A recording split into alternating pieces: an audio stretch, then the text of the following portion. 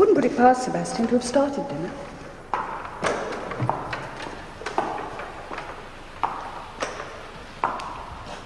Thank you, Wilco.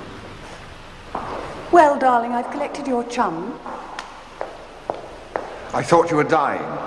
I thought so too. The pain was excruciating. Julie, do you think if you asked him, Wilcox might give us champagne tonight? I hate champagne, and Mr. Ryder has already had dinner. Mr. Ryder? Mr. Ryder? Charles drinks champagne at all hours.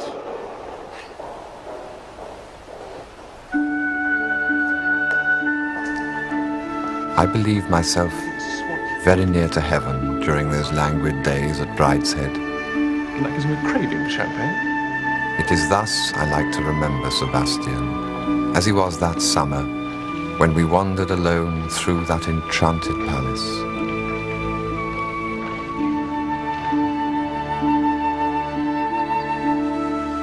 There's the dome by Vanbrugh. It looks later. Oh, Charles, don't be such a tourist. What does it matter when it was built if it's pretty? It's the sort of thing that interests me. Oh, dear. I thought I'd cured you of all that. The terrible Mr. Collins. Sebastian in his wheelchair, spinning down the box-edged walks of the kitchen gardens in search of alpine strawberries and warm figs, propelling himself through the succession of hothouses, from scent to scent and climate to climate, to choose orchids for our buttonholes. It was an aesthetic education to live within those walls.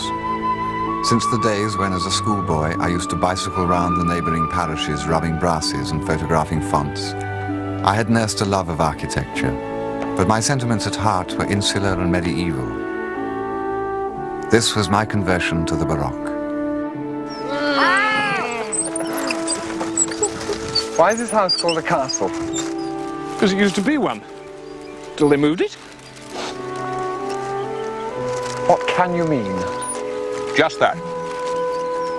It used to be a castle, about a mile away down by the village. And when they took a fancy to the valley, they pulled the castle down, cast it stone by stone up here, and built a new house. I'm rather glad they did, aren't you? If it was mine, I couldn't live anywhere else. But it isn't really mine. I mean, just the moment it is. Well, usually it's full of ravening beasts. If only it could be like this always. Always alone. Always summer. The fruit always ripe. And Aloysius always in a good temper.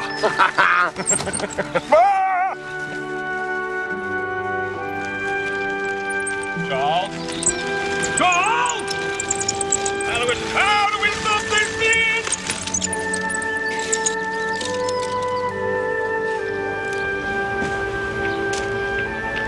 You're right.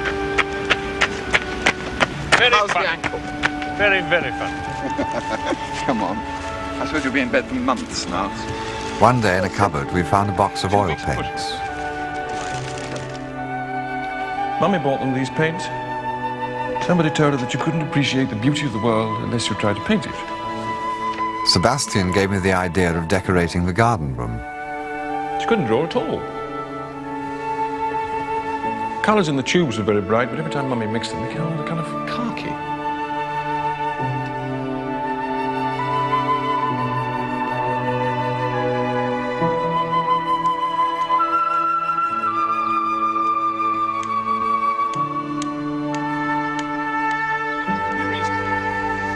You're ahead of me anyway. Charles, you do that every single time. Let's look round a minute. I knew little of oil painting and learned its ways as I worked. No, it's not right. By luck and the happy mood of the moment, the brush seemed to do what was wanted of it, and in a week it was finished. Not bad, Charles. Do you think your mother would mind? Well, we won't know till she sees it, will we? One day we went down to the Cellars with Wilcox, and saw the empty bays which had once held a vast store of wine. A lot of this old wine just wants drinking up. Should have laid down the 18s and 20s by now. The ladyship says to ask Lord Brideshead, he says to ask his lordship. His lordship says to ask the lawyers. That's how we get low. Oh, I know there's enough to last 10 years, but what happens then? That's what I want to know. Wilcox welcomed our interest. We had bottles brought up from every bin, and it was during those tranquil evenings with Sebastian that I first made a real acquaintance with wine. Now, for the fullest of appreciation, first warm the glass gently at a candle flame.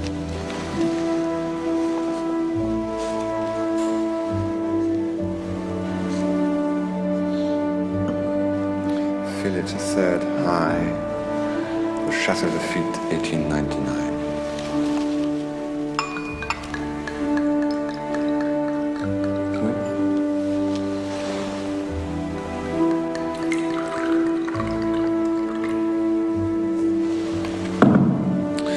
Swirl the wine gently around the glass.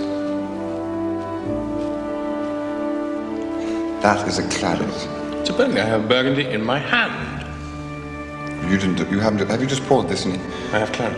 This is Burgundy. This is Burgundy. I know this is Burgundy. Yes. This was claret. The glass that inopportunely dropped out of my hand. This legless glass. This is my glass. Charles, have another biscuit. No, this is claret. This is a king of clarets, too. It's another king. It's a brother. Definitely a brother. Go in there. Up to the light. Up to the light. Under the nose. Breathe it in. It's like a flute by still water.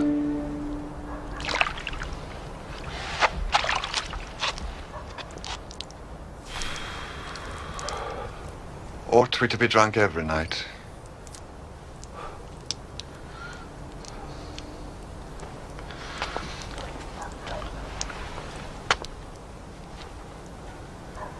Yes. I think we should. Yes, I think we should too.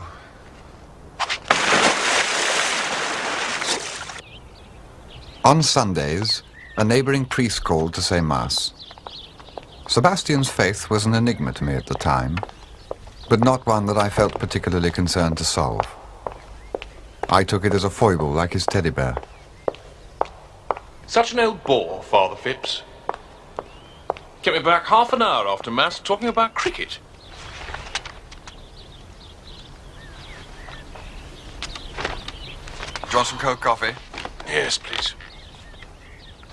It's so difficult being a Catholic. Does he make much difference to you? Of course. All the time. Well, I can't say I've noticed it. Are you struggling against temptation? You don't seem to be much more virtuous than me. My dear Charles, I'm much, much wickeder. Well, then. Who was it used to pray, "Oh God, make me good, but not yet"? I don't know, you, I should think. Yes, I do. All the time. But it's nothing to do with that. Good Lord, another naughty scoutmaster. I suppose they try and make you believe lots of nonsense. Is it nonsense? I wish it were. Sometimes seems particularly sensible to me. My dear Sebastian, you can't seriously believe it all. Can't I? I mean about Christmas and the star and the ox and the ass and the three kings. Yes, I believe all that. It's a lovely idea. You can't believe things because they're lovely ideas. Well, I do. That's how I believe. Do you believe in prayer? Oh, Charles, don't be a bore. I'm trying to read about this woman in Hull's using an instrument. You started it. I was just getting interested. Well, I'll never mention it again.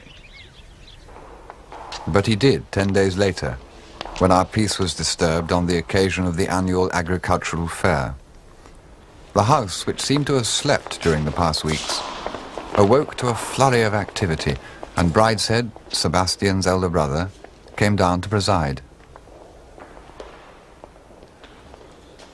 Queer fellow, my brother. Now he's here, I think we should stay out of the way. He's in his element today. It's a very big part of the agricultural show. Looks normal enough to me. Oh, but he's not.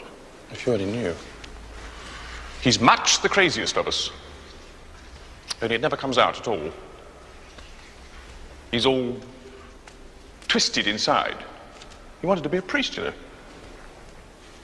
I didn't. I think he still does.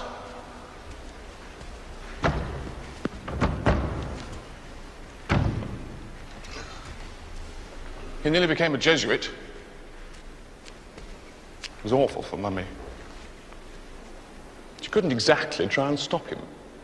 But of course it was the last thing she wanted. I mean, imagine what people would have said. The eldest son. It's not even as if it were me.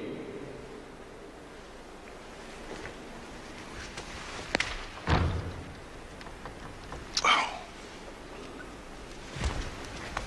And poor Papa. The church had been enough trouble to him without that happening. I wonder if I'd been like that if I'd gone to Stonyhurst. I should have gone. But Papa went abroad before I was old enough. The first thing he insisted upon was my going to Eton. Has your father given up religion? Well, he's had to, in a way. He only took it up when he married Mummy. When he went off, he left it behind with the rest of us.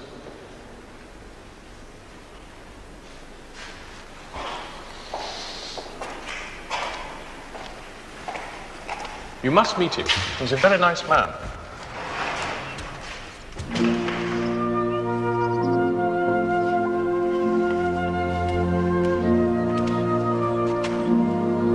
Now, don't look down, Jules.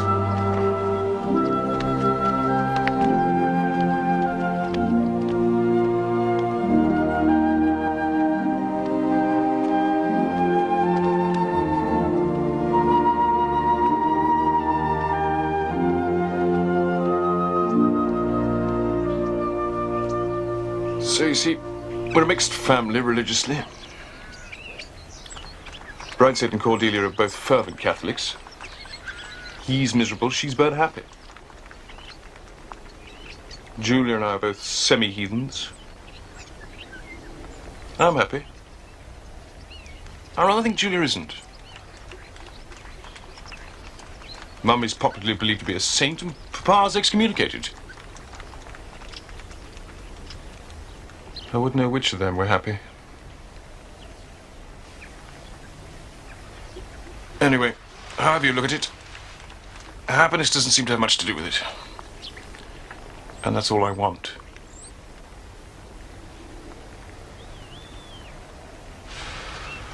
I wish I liked Catholics more. They seem just like everyone else. My dear Charles, that's exactly what they're not. Particularly in this country, where there's so few. I mean, it's not just they're a clique. Everything they think is important is different from other people. I mean, they try and cover it up, but it comes out all the time. So you see, it's difficult for semi-heathens like Julia and me. Sebastian! Sebastian! God, that sounds like my sister Cordelia. Cover yourself up.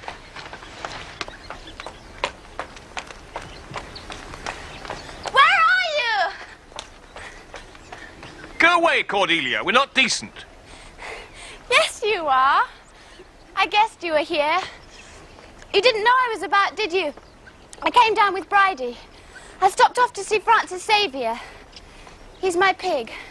And then I had lunch with Colonel Fender. And then on to the show. Francis Xavier got a special mention. But that beast Randall got first with a very mangy-looking animal. Darling Sebastian, it is lovely to see you. How's your poor foot? Say how do you do to Mr. Ryder. Sorry, how do you do? I'm sorry about your pig. They're all getting pretty boozy down there, so I came away. I say, who's been painting the garden hall?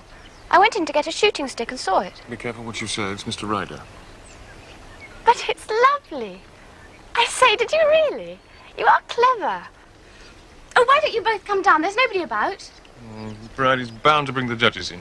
No, he won't. I heard him made arrangements not to. He's very sour today. He didn't want me to have dinner with you, but I fixed that. Oh, do come on. I'll be in the nursery when you're fit to be seen.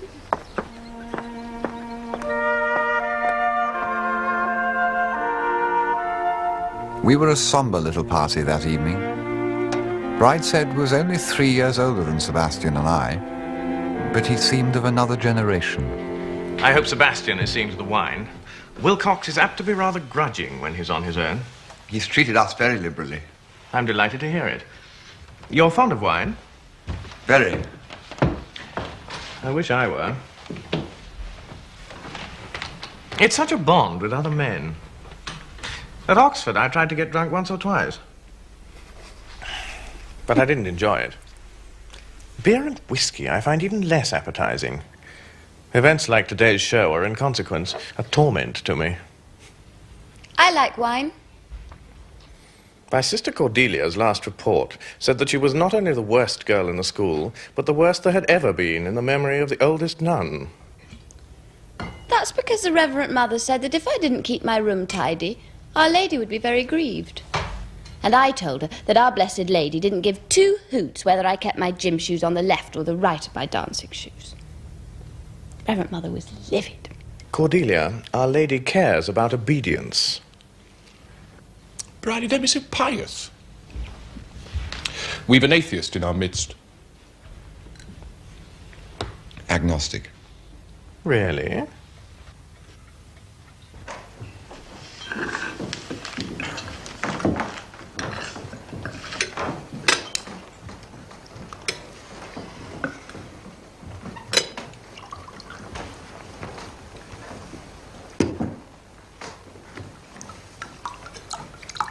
What were the entries like this year? Were you pleased? No. The standard was remarkably low. Not a decent animal to choose between. If I'd had my way, no prizes would have been awarded.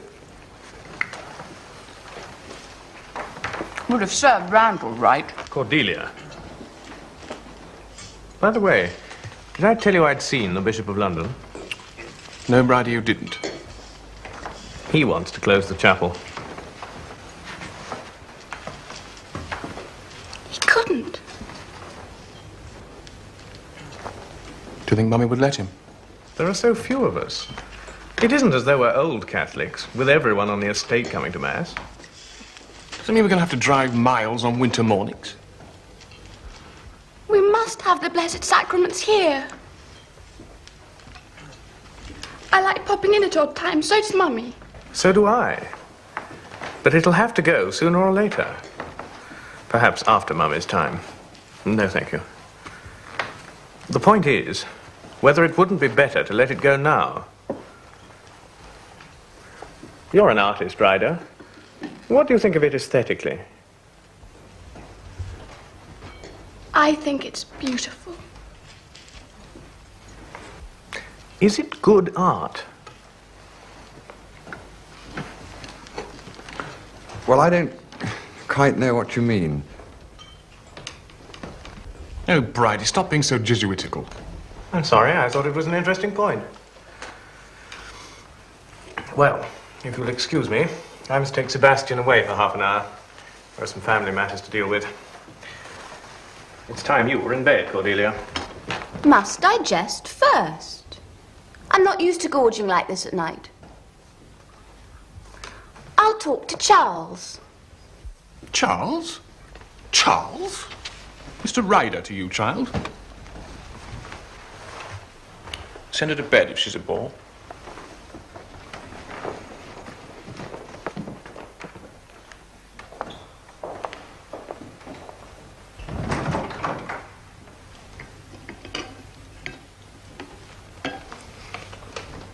really an agnostic? Does your family always talk about religion all the time? Not all the time. It's a subject that comes up naturally, doesn't it? Does it?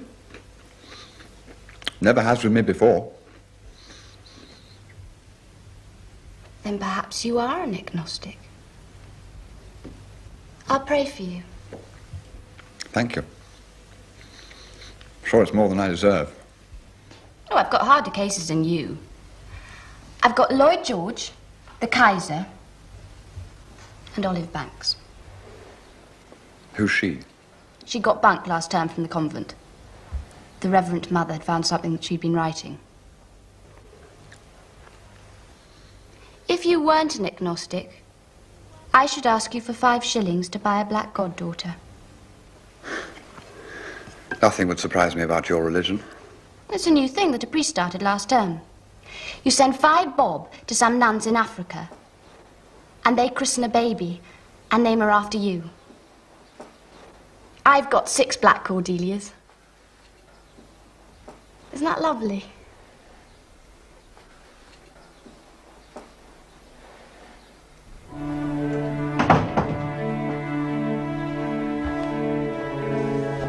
That night, I began to realize how little I really knew of Sebastian, and to understand why he had always sought to keep me apart from the rest of his life.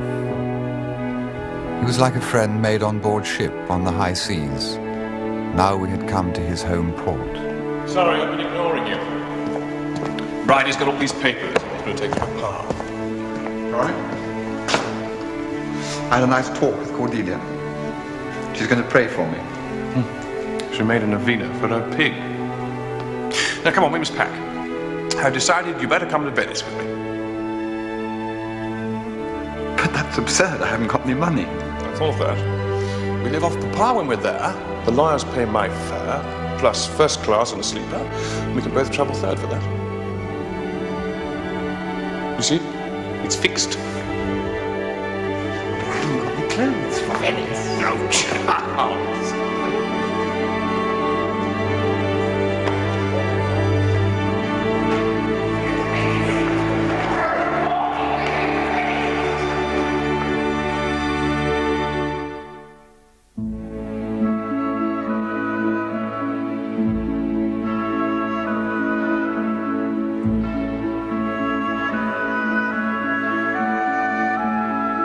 And so Sebastian and I came to Venice.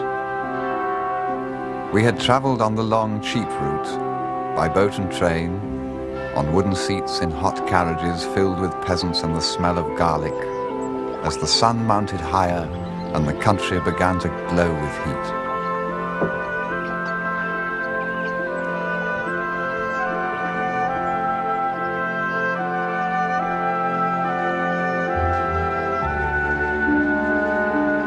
You've been here before. No. I came once from the sea. This is the way to arrive.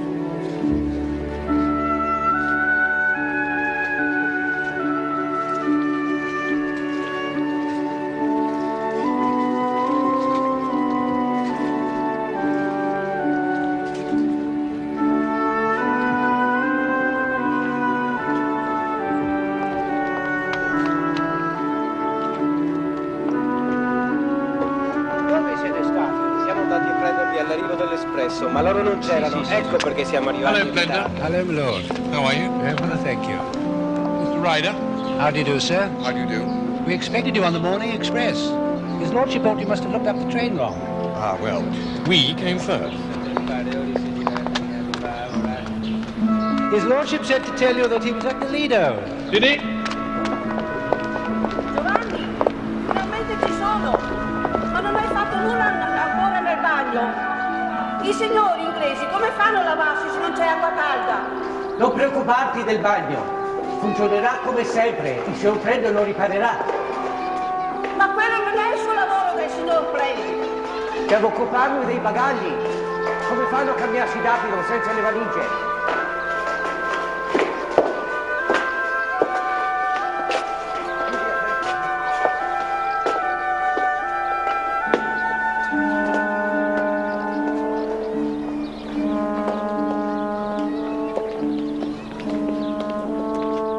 Presto, Maria. Prepari gli asciugamani. Sì, sì, i ragazzi li stanno portando. Sì, sì. This is your room, my lord, the one you had before. Right, thank you. Mr. Ryder, you're next door.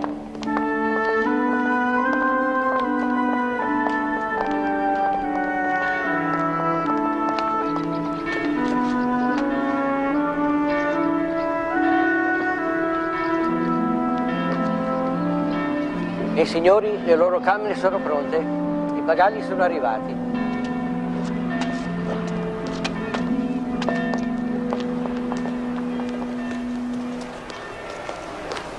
Scusi. Presto, signori, portateli nella stanza di sua signoria. Mosquito.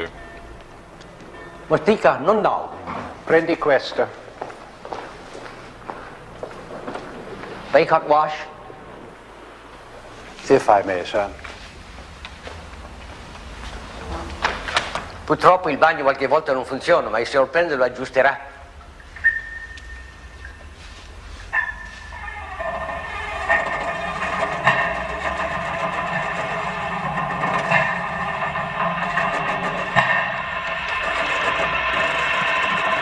It's this Venetian plumbing, my lord. It's not to be trusted. I'll get some hot water. Presto.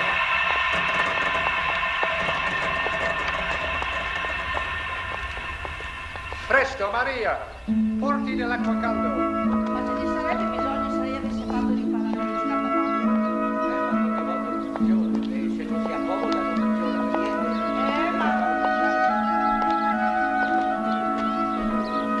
Bit bleak. Bleak.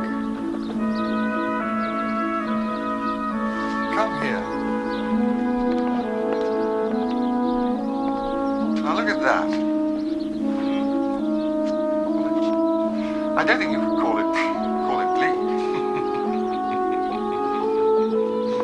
Ecco qui un po' di bell'acqua calda per farvi dopo il vostro viaggio. Hot wash. Not so hot wash. Signor Marchese è arrivato. Il marchese? Presto, presto, veloce. Better look respectable to meet Papa. Glenda, is my father alone? At the moment, my lord, yes. Good. Charles, we needn't dress for dinner.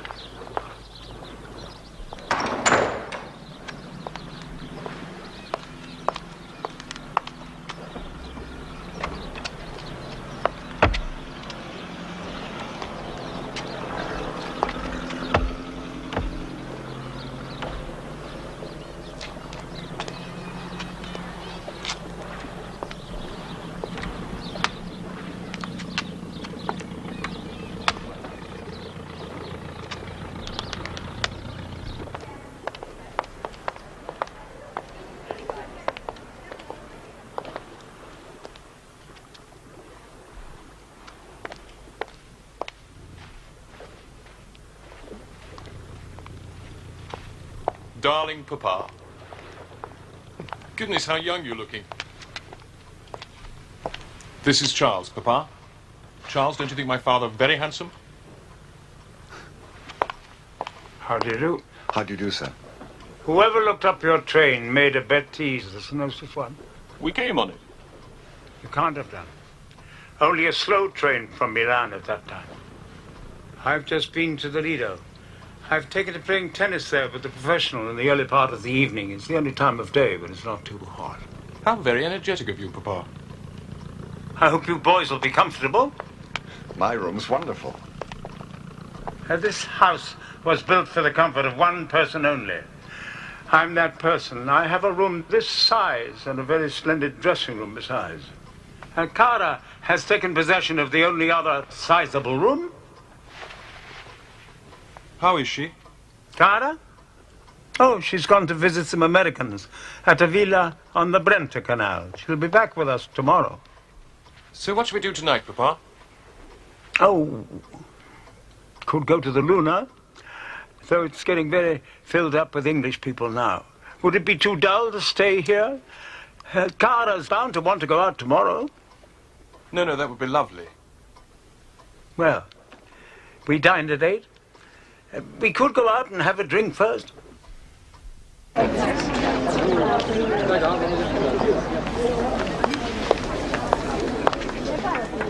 had been full of curiosity to meet Lord Marchmain. When I did so, I was first struck by his normality, which, as I saw more of him, I found to be studied. It was as though he were conscious of a Byronic aura which he considered to be in bad taste and was at pains to suppress. Why, I wonder, are the Italians always supposed to be so good at sweets? We had an Italian pastry cook at Brideshead until my father's day. Then we changed to an Austrian. So much better. Now I suppose there's a British matron with beefy forearms. How do you two propose to spend your time here? Bathing or sightseeing? Well, I should like to do some sightseeing. Cara will love that. You can't do both here. Charles is very keen on painting. Yes? Yes. Any particular Venetian painter?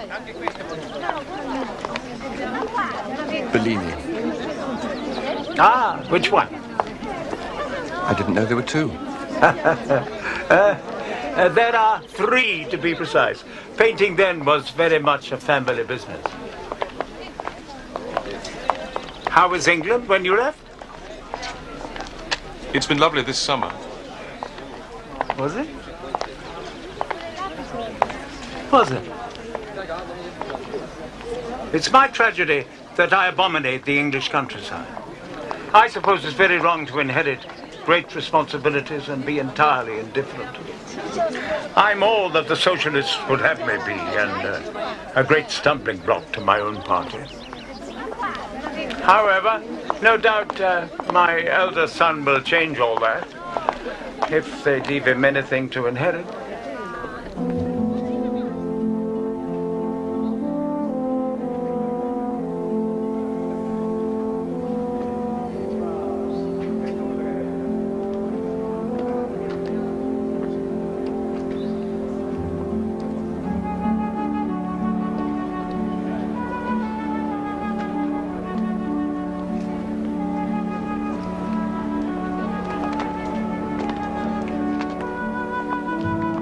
He's rather a poppet, isn't he?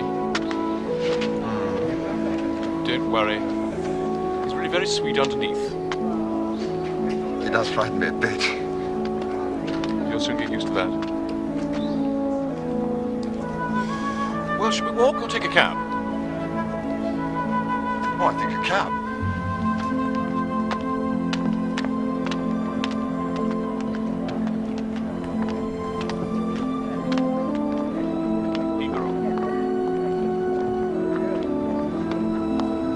Where do you want to go?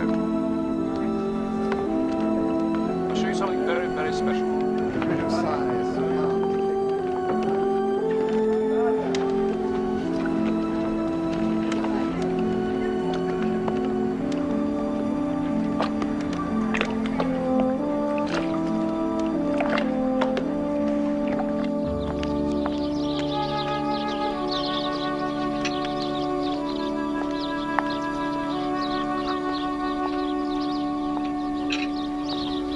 Lord Marchmain's mistress appeared the next day. Buongiorno, cara. Buongiorno. I was completely ignorant of women and could not with any certainty recognize a prostitute in the streets. I was not, therefore, indifferent to the fact of living under the same roof as an adulterous couple, but I was old enough to hide my interest. Lord Marchmain's mistress, therefore, found me with a multitude of conflicting expectations about her, all of which were, for the moment, disappointed by her appearance. How lovely to see you, Sebastian. You must be Charles. How do you do? My dear. Alex, Vittoria Corombona has asked us to a ball. Shall we accept? Very kind of her, but as you know, I do not dance. No, but for the boys. It's a thing to be seen at the Corombona Palace, lit up for a ball. And one doesn't know how many such balls there will be in the future. Boys must do as they like, but we must refuse. And I've asked Mrs. Hackenbrunner to luncheon. She has a charming daughter. Sebastian and his friend will like her. Sebastian and his friend are more interested in Bellini than Ada says. Oh, but that's what I've always wished. I've been here more time than I can count. And Alex has never let me inside San Marco, even. Let's become tourists. There's an extraordinary little man, Desi Gonzalez uncle. He knows everybody. He'll make a marvelous guide.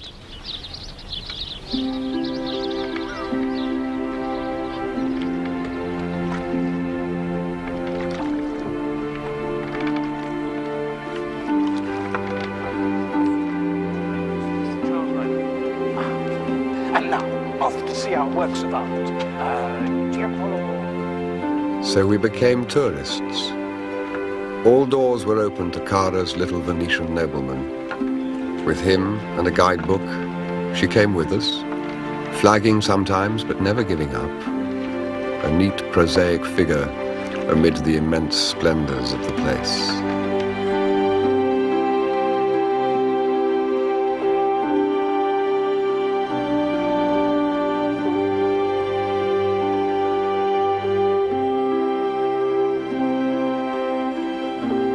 As a child, I had no religion.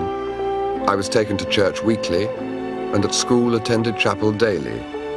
But as though in compensation, from the time I went to my public school, I was excused church in the holidays. The view implicit in my education was that the basic narrative of Christianity had long been exposed as a myth, and that opinion was now divided as to whether its ethical teaching was of present value, a division in which the main weight went against it. Religion was a hobby which some people professed and others did not. At the best, it was slightly ornamental. At the worst, it was the province of complexes and inhibitions, catchwords of the decade, and of the intolerance, hypocrisy, and sheer stupidity attributed to it for centuries. No one had ever suggested to me that these quaint observances expressed a coherent philosophical system and intransigent historical claims, nor, had they done so, would I have been much interested.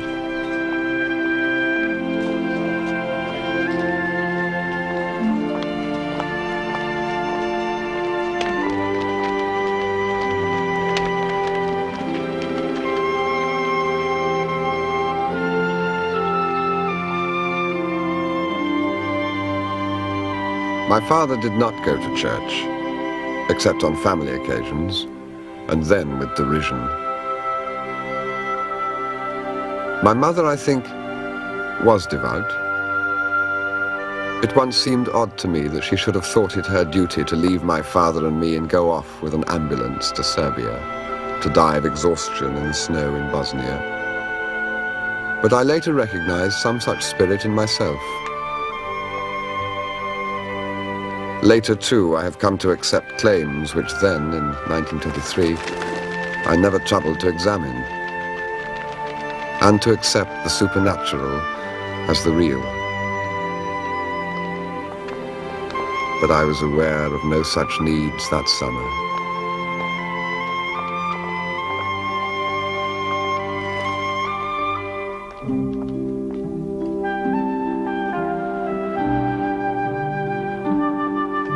Some days life kept pace with the gondola as we nosed through the side canals and the boatman uttered his plaintive musical bird cry of warning. On other days, with the speedboat bouncing over the lagoon in a stream of sunlit foam.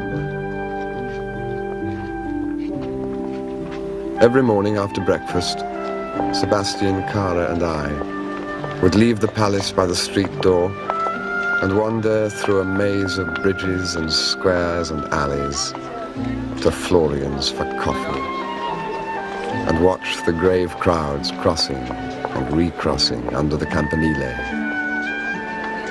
I was drowning in honey, stingless.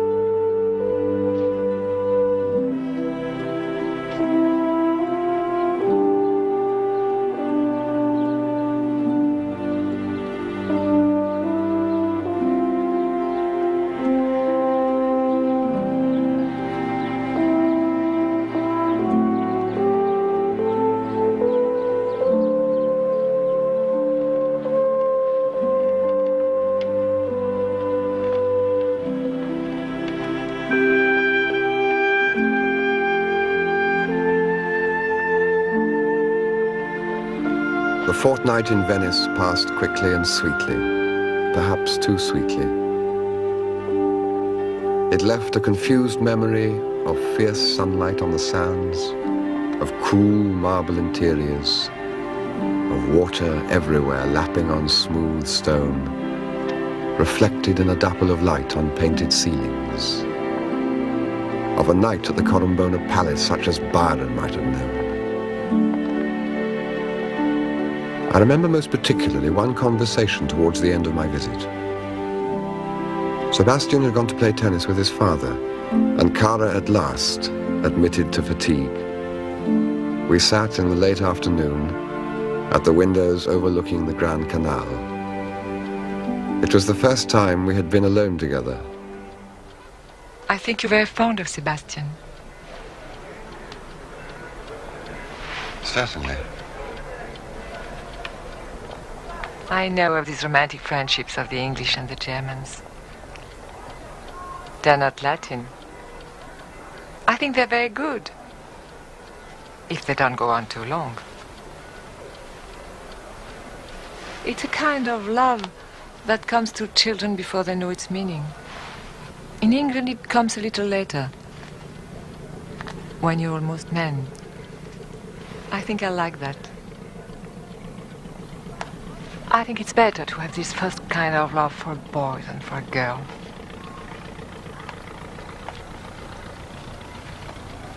Alex, you see, had it for a girl, his wife.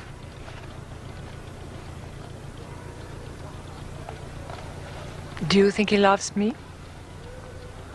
Really, Cara? You do ask the most embarrassing questions. How should I know? I assume. He does not, but not the littlest piece. But then why does he stay with you? Because I protect him from Lady Marchmain. He hates her. But you can have no conception how he hates her. My friend, he's a volcano of hate. He can't breathe the same air as she. He won't set foot in England because it's her home. He can scarcely be happy with Sebastian because he's her son. But Sebastian hates her too. Oh, no, I think you're wrong there. He may not admit it to you. He may not admit it to himself. They're full of hate. Hate of themselves. Alex and his family. And how has she deserved all this hate? She's done nothing except to be loved by someone who was not grown up. When people hate with all that energy, it's something in themselves they're hating. Alex is hating all the illusions of boyhood. Innocence. God. Hope.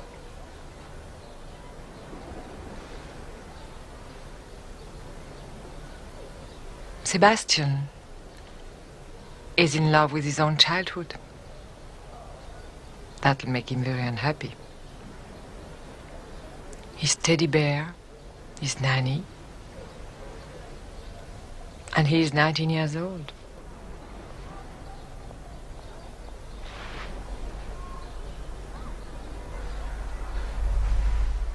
How good it is to sit in the shade and talk of love. Come, let's go and meet them.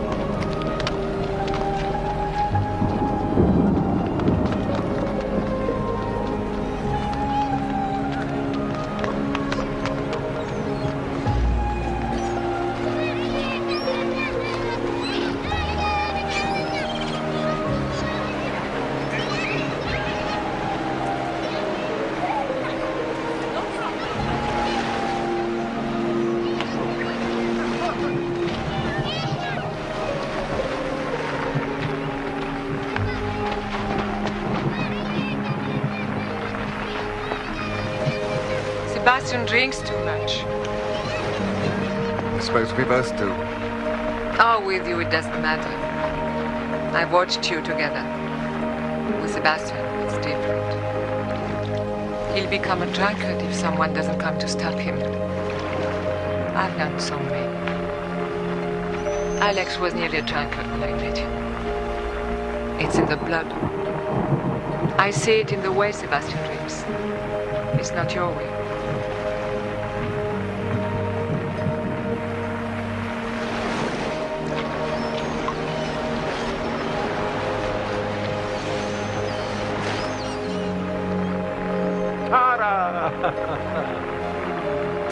English weather. Well, thank God it's driven the English away. Sad for the boys last day.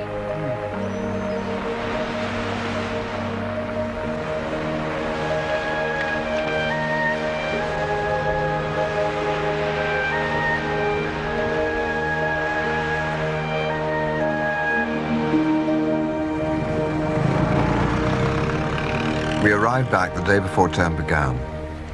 On the way from Charing Cross, I dropped Sebastian in front of Marchmain House, his family's London home on the edge of Green Park.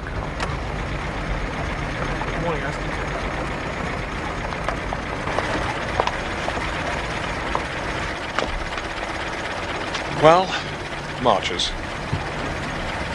I won't ask you in because the place is probably full of my family. See you in Oxford. Have a good journey out tomorrow.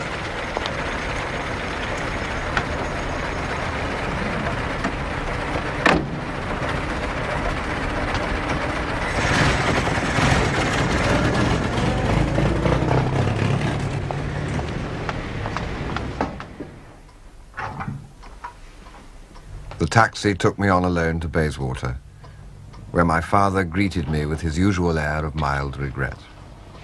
Here today and gone tomorrow. I seem to see very little of you. Perhaps it's dull for you here. How else could it be otherwise? You've enjoyed yourself? Very much. I went to Venice. Yes, I suppose so. The weather was fine? Yes, Father. That friend you were so concerned about, did he die? No, I went to Venice with him. I'm very thankful. You should have written to tell me. I worried about him so much.